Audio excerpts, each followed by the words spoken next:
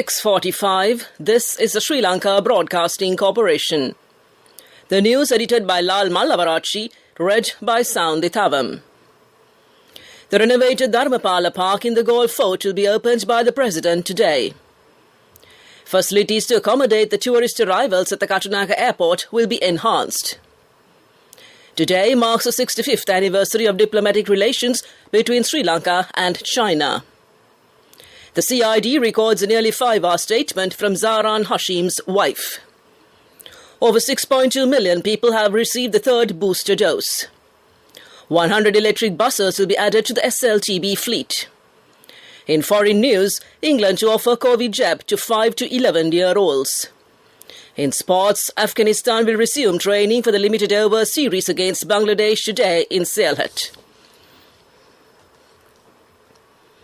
The renovated Dharmapala Park, located on the edge of the Golf Fort, will be opened by President Gotabaya Rajapaksa today. The Dharmapala Park, popular with both local and foreign tourists, was in a state of disrepair due to a lack of proper maintenance. The renovation work of the Dharmapala Park in Galle was carried out under the supervision of the Urban Development Authority. The 43rd annual Navam Perahera of the Hunupitiya Gangaramaya Temple paraded the streets yesterday for the second and the final day. President Gotabaya Rajapaksa placed a casket of sacred relics on the tusker to commence the Perahera. The President also declared open the gold-plated fence constructed around the bowtree of the temple. Minister Prasanna Ranatunga has instructed airport officials to take steps to enhance facilities to accommodate the increasing number of tourist arrivals. During an observation tour of the Katunayake International Airport yesterday, he has also directed to take immediate measures to minimize passenger congestion. Today marks the 65th anniversary of diplomatic relations between Sri Lanka and the People's Republic of China and the 70th anniversary of the Rubber Rice Pact between China and Sri Lanka. A ceremony will be held today at the Lotus Pond Theatre in Colombo under the patronage of Prime Minister Mahinda Rajapaksa as an accolade for the long-standing friendship and mutual trust between the two countries.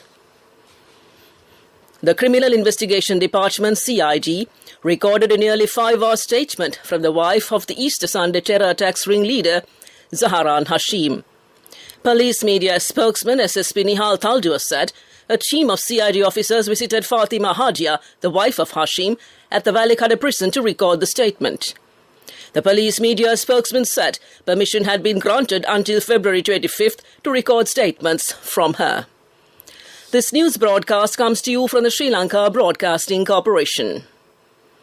The Health Minister says 1,217 new COVID-19 infections were reported yesterday.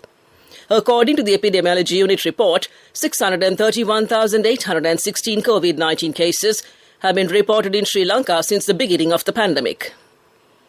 While 19,835 infected patients are currently under medical care at hospitals and homes, 596,042 patients have fully recovered and been discharged from hospitals. Sri Lanka yesterday reported 25 deaths, raising the total to 15,899. So far, 16,821,707 people have received the first dose of the COVID-19 vaccine, and 14,044,375 have received the second dose. In addition, 6,214,739 have received the third booster dose.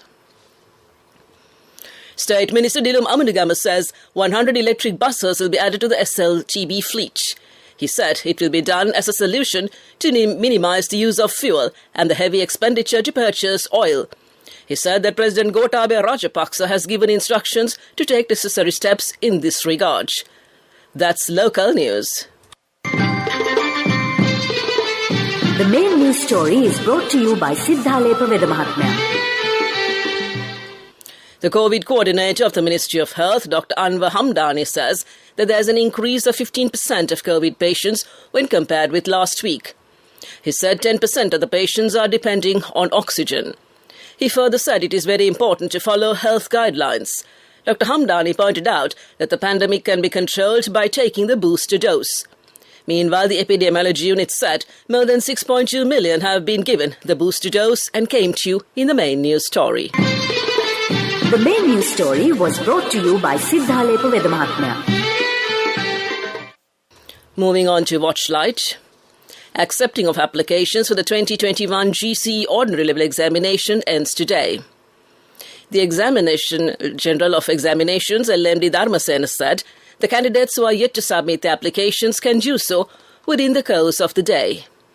Private candidates can submit their applications online through the official website of the department, www.donets.lk, mobile app Exam Sri Lanka, or via www.onlineexams.gov.lk/EIC by following the given guidelines.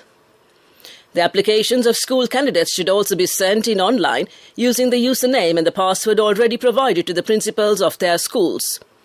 All candidates are requested to keep a printed copy of the application with them. The exam is scheduled to take place from May 23rd, Monday, to June 1st, Wednesday. On to a bulletin of world news, making headlines. England to offer COVID jab to 5 to 11-year-olds. NATO chief questions Russian troop pullback. And a study says pharmaceuticals in rivers threaten world health. Children aged between 5 and 11 in England will be offered a low-dose COVID vaccine, the government says. Official scientific advice concludes the move would help to protect the very small children who become seriously ill with COVID. Health Secretary Sajid Javid says the rollout will be non-urgent with an emphasis on parental choice. Wales and Scotland have already said they will offer young children the vaccine. NATO has urged Russia to prove it is pulling back troops from around Ukraine's borders, with the military alliance's Secretary-General warning of signs that Moscow was massing more forces near its neighbour despite claims of a drawdown. The comments came as Russia said more of the estimated 100,000 plus soldiers it has deployed near Ukraine in recent months were withdrawing after Moscow initially announced a partial pullback a day earlier. Pollution of the world's rivers from medicines and pharmaceutical products poses a threat of environmental and global health, a report says. Paracetamol, nicotine, caffeine and epilepsy and diabetes drugs were widely detected in a University of York study. The research is among the most extensive undertaken on a global scale. Rivers in Pakistan, Bolivia and Ethiopia were among the most polluted. Rivers in Iceland, Norway and the Amazon rainforest fared the best. And that concludes this bulletin of world news. Development News is brought to you by Let's take all out of the coconut tree and make the island thriving and prosperous. Call our hotline 1928. WhatsApp 070-400-1928. The railway line construction from Katunayaka to Negombo has been completed. The newly constructed railway line was vested with the public yesterday under the patronage of Minister Pavitra Vanniyarachi. Passengers can travel from Colombo Fort to Katunayaka in 45 minutes on this line. A sum of 4.4 billion rupees has been spent on this project and came to you in Development News.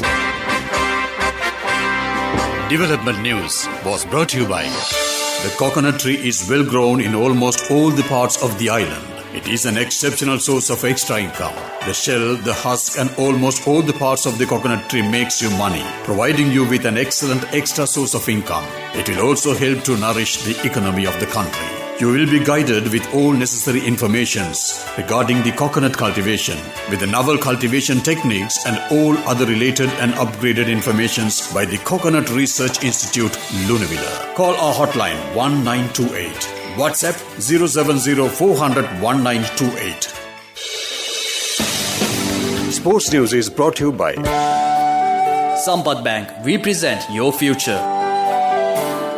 Several members of Afghanistan's touring party who had tested positive for COVID-19 in Sylhet today, day before yesterday, all returned negative results when retested yesterday.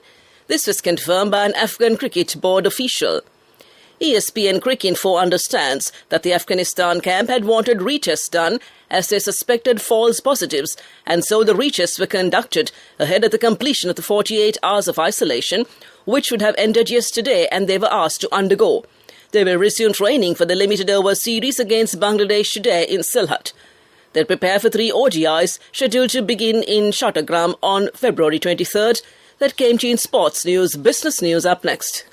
Cash through NSP globally and win wonderful gifts locally. From October 1st, 2021 to December 31st, 2022. Remit a minimum of $100 or an equivalent amount in any foreign currency 3 times through NSB U Trust. Business News, sponsored by National Savings Bank, the safest place for your money. The government plans to construct a mega sales outlet in each Grama Sevaka division. A woman-headed household will be selected from each division for this purpose. The proposed mega sales outlet will be set up in the premises of the selected household. Facilities and necessary funds will be provided to renovate the said premises to accommodate goods and function as a sales outlet. That's business news. Economic news up next. Business News, sponsored by Cash through NSP globally and win wonderful gifts locally. Will you be the lucky winner of the NSP Golden Jubilee? 50 gold sovereigns for the top prize winner of the NSP Golden Jubilee. Scooters for the 10 second prize winners. iPhones for the 10 third prize winners. Mountain bikes for the 29 fourth prize winners. From October 1st, 2021 to December 31st, 2022. Remit a minimum of $100 or an equivalent amount in any foreign currency 3 times through NSB U Trust. Economic news, courtesy of... I bought my daughter a laptop for her work by managing my finances. Whatever the expenses may be, I can't afford to miss out on life's special moments like her birthday or our anniversary. So you need to invest to make your family's future flourish. Saving money isn't easy when you have responsibilities. That's why we promise to give you the best returns and guarantee on your investment. LOLC Finance Fixed Deposits. Maximize your savings. LOLC Finance PLC, incorporated on the 13th of December 2001, is rated SLA stable by ICRA Lanka Limited and is licensed by the Monetary Board of the Central Bank of Sri Lanka under the Finance Business Act No. 42 of 2011. The central bank says funds amounting to $111.5 million have been raised through direct issuance of Sri Lanka development bonds from 1st January to the 15th of February 2022. The investments in SLBCs during the period were spread across maturities ranging from 3 months to 5 years, attracting large volume as well as small investors. That's economic news. Saving money isn't easy when you have responsibility. That's why we promise to give you the best returns and guarantee on your investment. LOLC Finance Fixed Deposits. Maximize your savings. LOLC Finance PLC, incorporated on the 13th of December 2001, is rated SLA stable by ICRA Lanka Limited and is licensed by the Monetary Board of the Central Bank of Sri Lanka under the Finance Business Act No. 42 of 2011. On to the weather report. Mainly fair weather will prevail over most parts of the island, stated the Meteorology Department. Misty conditions can be expected at some places in the western, Sabragamur, central, north central and Uva provinces during the morning. To conclude this bulletin of news, a recap of the headlines. The renovated Dharmapala Park in the Gold Fort will be opened by the President today. Facilities to accommodate the tourist arrivals at the Katunayake Airport will be enhanced. Today marks the 65th anniversary of diplomatic relations between Sri Lanka and China. The CID records a nearly 5-hour statement from Zaharan Hashim's wife. Over 6.2 million people have received the third booster dose. 100 electric buses will be added to the SLTB fleet. England to offer COVID jab to 5 to 11-year-olds. And Afghanistan will resume training for the limited over series against Bangladesh today in Sylhet. That concludes this morning's news broadcast.